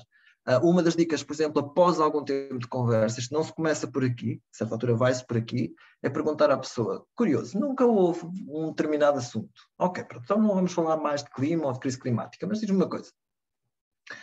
Tu achas que isto é invenção, achas que isto é uma coisa que não é verdade, pronto, eu respeito isso, tudo bem, não vamos falar mais disso. Mas diz-me aqui uma coisa.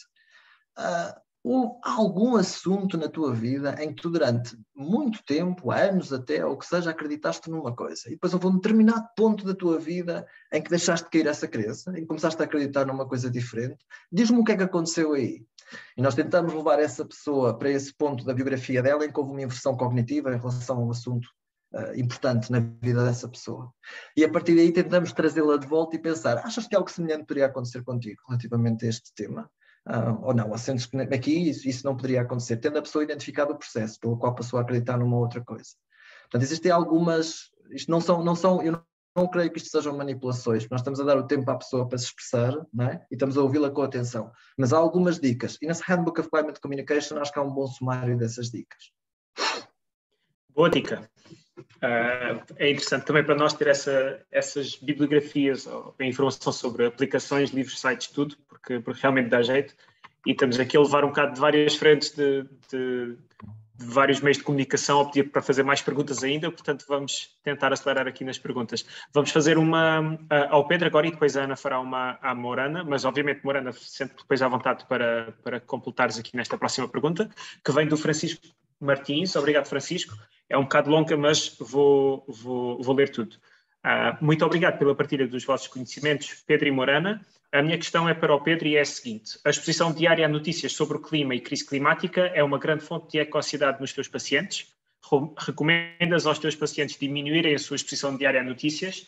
Eu, no passado, já sofri de eco-ansiedade e lia a secção do clima do The Guardian praticamente todos os dias e isso causava bastante ansiedade. Hoje, raramente vou ao Guardian e praticamente só vejo notícias no telejornal uns 20 minutos por dia durante o jantar e já não sofro de eco-ansiedade como sofria antes. Obrigado. Sim. Ou seja, se nós voltássemos, não precisamos, mas se voltássemos atrás e fôssemos ver aquele slide em que eu pus a definição do Royal College of Psychiatrists, o que eles dizem que a eco-ansiedade é precisamente isto, não é? É uma reação à informação constante e informação negativa sobre a destruição do meio ambiente. Portanto, sem dúvida absolutamente nenhuma. O princípio é um bocadinho semelhante do que era relativamente à Covid. Ou seja, no início da Covid, nós estávamos todos a consumir imensa informação e aí as organizações de saúde mental começaram a aconselhar as pessoas a dosearem a informação que conseguem processar a cada dia e não estarem constantemente a absorver a última notícia. O princípio relativamente à crise climática é o mesmo. Nós, de facto, convém dosearmos a informação que absorvemos e não estar nessa informação todos os dias. Dois dos grupos que sofrem mais é com a ansiedade, por assim dizer, que dá a ideia que isto pode ser quantificada como uma coisa, não pode exatamente, mas deixa-me reformular isto. Dois grupos em que a ansiedade é visível e presente são os ativistas e os cientistas climáticos. Okay? E os cientistas climáticos exatamente por isso, porque não têm forma de fugir, não é? Estão constantemente a ser expostos à informação daquilo que se está a passar, que é uma das chaves essenciais da eco-ansiedade. Portanto, o que é que eu digo aos meus clientes? Não há uma coisa que eu digo aos meus clientes todos, não é? Por isso é que eu sou clínico, não é? Nós na clínica temos um conjunto de princípios, mas depois temos que fazer adaptações consoante a pessoa que temos à frente. Portanto, nunca há nada que a gente diga a todas as pessoas da mesma maneira, pelo menos. Mas uma recomendação essencial que se aplica tanto ao Covid quanto à crise climática é que a informação consumida sobre estes assuntos deve ser doseada. E cabe ao próprio indivíduo, ou sozinho, ou conversando em terapia, ou conversando com outras pessoas, ir percebendo qual é o seu limite a cada ponto. Porque o nosso limite não é o mesmo a cada ponto. A quantidade de informação que nós conseguimos absorver sobre isto não é a mesma em determinados pontos, em diferentes pontos da nossa história. Morana, não sei se queres adicionar alguma coisa. Eu concordo em parte, acho que em fases iniciais faz sentido nós afastarmos daquilo que é o objeto que nos provoca ansiedade. Em todo o caso, acho que com o passar do tempo e com também consciencialização de que o estado do clima é independente, quer nós tenhamos essa informação ou não, acho que podemos ir mantendo atualizados. Queria só acrescentar que também é bom seguirmos sites que partilham boas notícias e então podemos também ver boas notícias sobre o clima e perceber como, apesar das coisas, há muitas coisas que também estão a melhorar e a mudar e para melhor. Esse é um antídoto muito, muito poderoso, não só em relação ao clima, se me permite, em relação a tudo, não é? Procurar notícias boas e que confirmam que não é tudo péssimo, não é? E que estamos num momento melhor do que há uns anos, ou do que há uns séculos, certamente, e que o caminho pode ser positivo. Tenho aqui uma questão que sai... aliás, não sai, vou dizer que não sai. Digam vocês se sai ou se não. Para a Morana, especificamente, temos aqui uma colega nossa, Valentina, que pergunta o que é que achas da relação entre a eco-ansiedade e a luta feminista. Não sei se temos tempo para isto, não é? Era outro webinar, não era? Não encontro essa pergunta, mas está sim. Está no chat, desculpa. Ok. O ecofeminismo é uma corrente muito interessante que eu aconselho também a lerem sobre o assunto. Acho que faz todo o sentido pensarmos que este modelo extrativista explorar a natureza tal como o homem sempre explorou, ou tem explorado a mulher, e então acho que é interessante percebermos, não só porque, por exemplo, as mulheres na maior parte das sociedades do sul global são as principais, trabalham mais na parte da agricultura, a aquisição de água, enfim, estão mais diretamente expostas a desastres naturais e muito mais a questão do cuidadora da própria família, e então, por um lado, somos também as que sofrem mais. Por outro lado, também temos menos representação nos cargos políticos e de mudança, portanto faz sentido falar desta interseção entre opressão de género e crise climática, mas dava todo um outro webinar. Infelizmente, hoje aconteceu um webinar especificamente sobre isto, sobre ecofeminismo. Se quiserem dar um olho na página dos Encontros Internacionais Ecossocialistas, que ainda estão a acontecer algumas sessões online durante esta semana e vão culminar num mega encontro em Lisboa este fim de semana, aconselho, vou deixar aqui no chat o nome caso queiram procurar, e sim, quem sabe no futuro nos encontramos a falar sobre ecofeminismo, mas dava mesmo muito pano para mangas. Nick, se calhar temos que começar a achar, mas temos aqui tantas perguntas que eu até me sinto mal, não é? Sim, mas acho que vamos conseguir gerir. Eu posso aqui colar duas e depois acho que com mais uma conseguimos acabar e ficamos à volta das 10h30, se der para vocês, Pedro e Morana. Sim, assim fazemos 1h30, que é mais do que isso, depois começa a ser... Começamos a precisar de um webinar para desbobinar tudo e para digerir isto tudo. Portanto, eu vou colar aqui duas do Álvaro Fonseca, obrigado Álvaro, que diz, para além dos ativistas, há uma maioria dos cidadãos que o não são, mas cuja postura é igualmente relevante. Falaram sobre as atitudes de apatia ou negação perante a crise climática e a eco-ansiedade, como encaram outras atitudes como o conformismo, o que é diferente da apatia e pode degenerar no extremo de banalidade do mal, ou a alienação, em que os mídias e as redes sociais têm um papel importante como ferramentas de manipulação. E depois, especificamente para o Pedro, deu exemplo do Extinction Rebellion, mas referiu que a desobediência civil não é uma postura que recomenda. Se podia explicar a aparente contradição. Portanto, há aqui também várias perguntas dentro desta, mas se clicarem no Q&A podem ir lendo a pergunta parte a parte, se quiserem. Ok, é importante, mas eu aproveito para esclarecer que não foi isso que eu disse. Apesar de que eu também dei tanta informação que é natural que tenha sido isso que passou. Portanto, tudo bem, ok? O que eu disse era uma outra coisa, que é Nós na psicoterapia, tradicionalmente, na prática, na psicologia clínica e na psicoterapia, não estou a falar das ideias, nós sempre tivemos autores dentro da psicoterapia, da psicologia clínica, que desafiavam os sistemas sociais, a hegemonia, tudo isso. Mas depois na prática, propriamente dita, no estar com as pessoas, não tem sido o prato forte das nossas práticas encorajar as pessoas à consciencialização social e à desobediência civil. Não tem sido o prato forte das nossas práticas. Eu creio que mesmo no tratamento da eco-ansiedade continua a não ser, mas acho que há mais espaço para isso, porque as pessoas que tratam a eco-ansiedade têm como prerrogativa que parte do que tem que se fazer no trabalho terapêutico com as pessoas é encorajá-las à ação. Se essa ação depois tem ou não a forma de se juntar ao Extinction Rebellion e desobediência civil, aí temos uma outra dimensão. Okay? Portanto, foi isso que eu quis dizer. Espero que isso tenha esclarecido. Relativamente à primeira parte, eu adorei o filme Don't Look Up. Acho que é uma ótima ilustração. Para mim não é uma comédia, é um documentário e um filme de terror, tudo ao mesmo tempo, sobre a época que nós estamos a viver. E de facto a polarização em que nós estamos, não é? Eu agora estou numas reuniões de psicólogos internacionais, estamos a tentar criar uma associação umbrella dos diferentes grupos de psicólogos ao longo do globo que estão a organizar-se nesta questão. E outro dia falava com colegas da Alemanha, psicólogos, em que uma das agendas principais deles, sendo psicólogos climáticos e a intervenção climática de forma semelhante à Ecopsi, mas uma das agendas, dos pontos principais das agendas deles era combater a polarização a nível social. Polarização de crenças, polarização de ideias, as dicotomias a que nós estamos todos, não é? Ou és Trump, ou és Biden, ou és democrata, ou és republicano, ou és isto, ou és aquilo, não é? E eu acho que isso também tem que ser uma agenda fundamental neste momento, de qualquer forma de intervenção, psicológica ou não. Mas gostava de ouvir a Morana. Então, acho que já falámos um pouquinho, acho que tanto o conformismo como a alienação, como a apatia, são diferentes manifestações desta eco-ansiedade, isto é, uma dificuldade em conseguir lidar de forma adaptativa com a informação que vamos recebendo.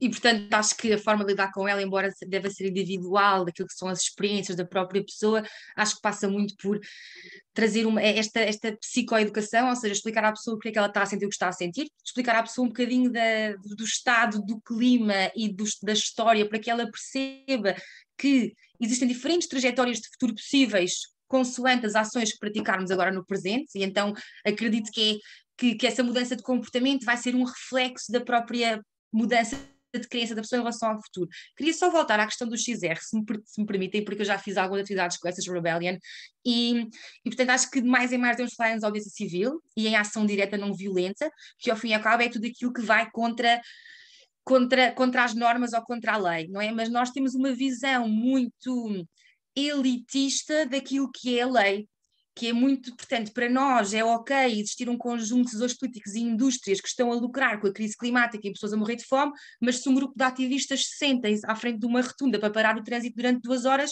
são detidos, como eu fui dia 22 de maio, estamos a aguardar julgamento ainda. Portanto, acho que aqui a questão é quando a lei é errada e é imoral, desobedecer é a ação correta. E aproveito todos os espaços para partilhar este tipo de pensamentos e acho que em relação a esta pergunta era só o que eu queria dizer. Obrigada, Morana. E Pedro. Temos aqui uma questão que penso que vai ser a penúltima, do Danilo. Olá, Danilo. E ele coloca uma questão para os dois. Ele diz: com a precariedade laboral e a instabilidade profissional, além das exigências cada vez maiores e, por conseguinte, desgastante, como conseguir trazer mais pessoas para os demais ativismos? Eu acho que o Danilo não está só a referir só ao ativismo ambiental, muitas outras vertentes também. Manter também é importante, e já deram algumas dicas. Ele está a referir especificamente a trazer mais pessoas. Ele diz que trabalha em call center, também é líder sindical, e este é um setor com bastantes casos de burnout, e nem sempre é fácil mobilizar o pessoal para o ativismo. Parabéns pela iniciativa. Esta é uma outra dimensão, não é? Quando estamos a falar de pessoas, neste caso, trabalhadores, particularmente, neste caso, call center, mas que têm muitas outras questões com que se preocupar, não é? E mais imediatas, muitas vezes. Não é? Isto também fala muito sobre aquilo que é o nosso privilégio, não é? De podermos estar a dedicar tempo, espaço mental e tempo da nossa vida para estarmos aqui a discutir isso, e penso que é sempre bom reconhecer, mas queria ouvir-vos sobre esta questão. Bom, eu só quero dizer também, juntando ao último comentário da Morana, que eu também já fui para a rua enfrentar e dialogar as autoridades, enfrentar as autoridades e dialogar com as autoridades, tudo ao mesmo tempo, não é? No âmbito das ações do Extinction Rebellion no passado, ultimamente não tenho feito isso, porque estive a fundar a Ecopsi, mas vou desobedecendo à minha maneira e conto desobedecer cada vez mais, não é? Portanto, estamos juntos aí na desobediência, absolutamente, não é? E desobedeço também, cada vez que os meus colegas da psicoterapia chegam ao pé de mim e se recusam a falar da questão climática, eu lhes pergunto em que mundo é que eles estão, para que mundo é que eles acham que estão a caminhar, que ainda não mudaram a antropologia, que ainda estão no antropocentrismo. Portanto, a minha desobediência dá-se muito em relação a outros colegas da psicologia e organizações e etc. Bom, posto isto, eu acho que faz todo o sentido a pessoa, tal como a Morana faz, afirmar-se como uma ativista interseccional. E não é de todo contrário àquilo que nós acreditamos na saúde mental. Agora, deixemos da teoria à prática. Eu já tive vários clientes de call centers na minha prática de psicoterapia. Eu não vos posso falar individualmente nenhum, nem o faria, porque as nossas práticas são confidenciais. Mas tem sido muito interessante, porque houve um cliente em particular a que eu lembrei constantemente durante a terapia que a organização onde ele trabalha é uma organização disfuncional, absolutamente tóxica e disfuncional. Portanto, há capacidade limitada para nós mudarmos a realidade psicológica da pessoa, faça uma coisa que está à vida da realidade. Isto é um problema da crise climática, não é? Só pode ir para um divã, 30 anos, falar do que seja, não é? Mas a crise climática vai continuar a acontecer porque é fundada na realidade. Portanto, isso é importante nós salientarmos, não é? Que nós não somos omnipotentes, nossa realidade psicológica, às vezes as coisas vêm mesmo da realidade. E foi engraçado no processo da terapia, portanto, esse cliente sentiu que as coisas estavam, já lidava com as coisas muito melhor e falou com a empresa e a partir daí queria começar uma conversa com os managers daquela empresa para que eu começasse a receber diferentes casos individuais e quem sabe até encontrar ali um esquema protocolar com a instituição e começar a receber vários casos dessa empresa de call centers. E o que eu disse foi que não. Não. Também felizmente tenho bastantes pessoas, portanto também não preciso de entrar nesse tipo de esquemas. Mas não, porque eu não acreditava que a cura para aquela organização fosse um conjunto de terapias individuais, porque o problema está baseado na realidade organizacional daquilo, não é? Portanto, eu acho que ser um ativista interseccional, chamar as pessoas, nem que seja em conversa, para a ideia de que estes diferentes níveis que nós falamos, o feminismo, a questão climática, a questão laboral, todos estes níveis eles estão constantemente juntos, constantemente entrelaçados, e nós não podemos agir em relação a um sem tentar agir em relação aos outros, não é? Portanto, para mim, quanto mais não seja, é começar uma conversa com alguém e lembrar-lhes que a opressão, no fundo, é uma coisa que está absolutamente interligada.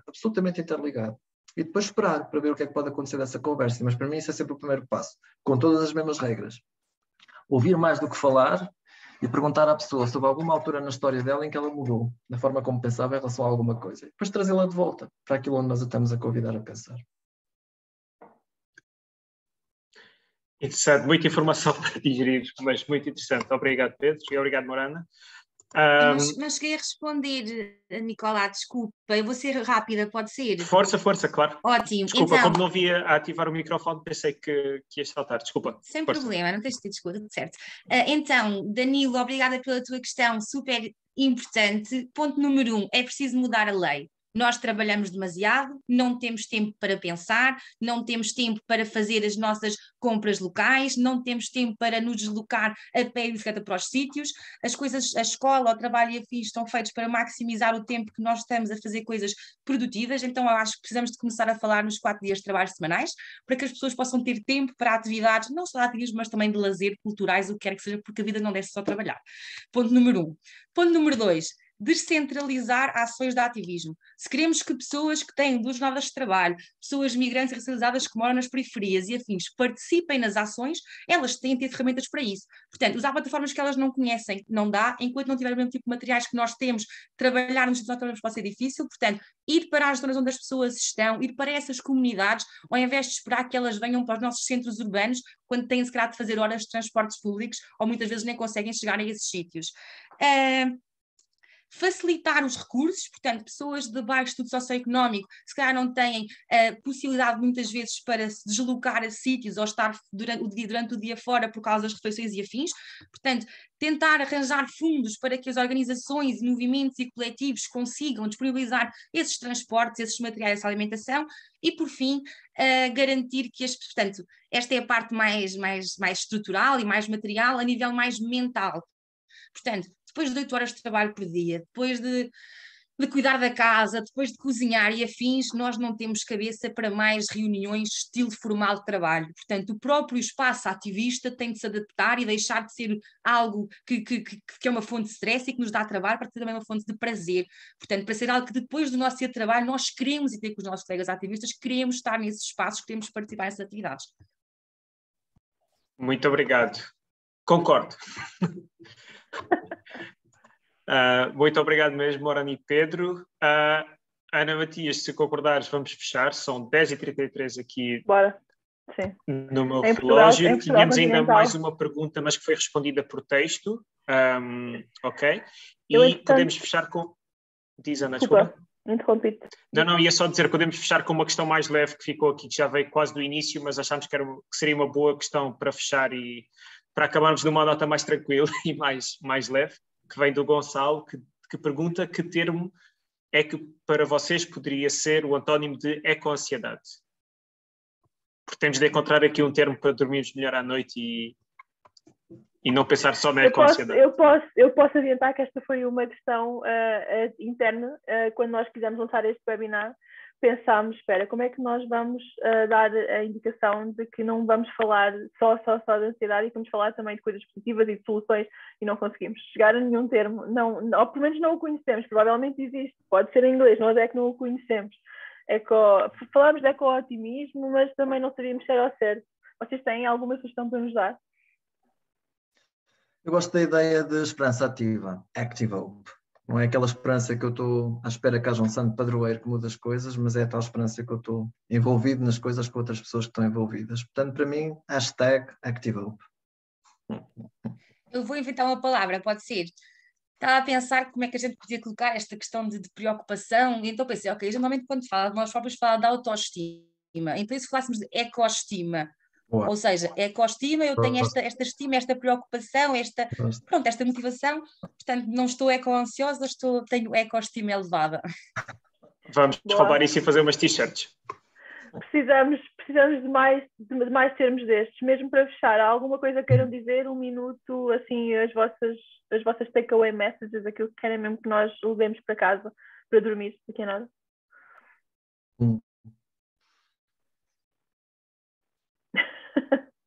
Agora é difícil. Não sei, Morana, não sei. Então, eu acho que é apenas dizer que as coisas não estão bem e nós temos consciência disso, mas é perceber que isto não é um tudo ou nada.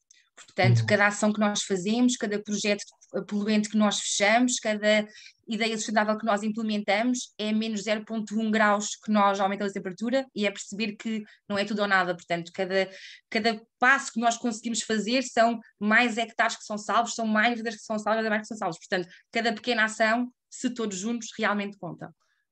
Concordo em absoluto, e acrescentava só um bocadinho a questão do self-care. Também os nossos corpos, os nossos seres não são individuais, são coletivos. Portanto, se eu estou num coletivo, a minha responsabilidade de tomar conta do meu corpo não é só individual, é uma responsabilidade coletiva. Porque se eu não estou bem, essa fricção vai entrar para o coletivo e vai encontrar outra fricção que vai encontrar outra fricção e vão escalar-se. Okay? Portanto, da mesma forma, como às vezes falo com o meu irmão, de que eu gosto muito, que tem 4 filhos, e digo, tu tens mesmo que tomar conta do teu corpo, porque o teu corpo neste momento não é já só teu, o teu corpo é dos teus 4 filhos também. A mesma coisa para os ativistas e os coletivos. Tomem conta dos vossos corpos e das vossas almas, porque a partir do momento em que estamos num coletivo, os nossos corpos e almas não são só nossos, são do coletivo. Portanto, temos uma responsabilidade de estar bem. Não tenho nada a acrescentar, só queria agradecer-vos muito. Sim. A Ana Matias começou a olhar para o horizonte e a contemplar isto. Não há aqui horizonte, é tudo janelas fechadas. Não, muito obrigada, a sério, por terem estado aqui. Vocês já viram que a nossa linha geralmente dos webinars não é tanto esta, mas achámos que fazia mesmo todo o sentido e acabamos este webinar com a certeza de que fez todo o sentido e de que abrimos só esta discussão, não queremos fechá-la, queremos que ela continue e que seja cada vez mais um assunto que é falado entre nós e que, na verdade, as coisas às vezes não estão bem, mas não vale a pena fingir que sim, e é mesmo importante estes espaços que existam de forma pública, como nós aqui os disponibilizamos. Portanto, contem connosco para este tipo de atividades, se vocês também forem impulsionadores de alguma forma. Eu vou dizer obrigada a toda a gente que esteve aqui até agora, muito obrigada. Sabemos que não é fácil, já é um bocadinho tarde. Estivemos a não ver um debate que deve ter sido muito interessante, certeza, mas podemos depois voltar a ver, podemos puxar para trás. Muito obrigada, acho que foi muito elucidativo e vamos manter-nos em contacto. Obrigada a todos. Obrigado. Obrigada, boa Obrigado. semana. Boa noite, Tchau. obrigado. Adeus.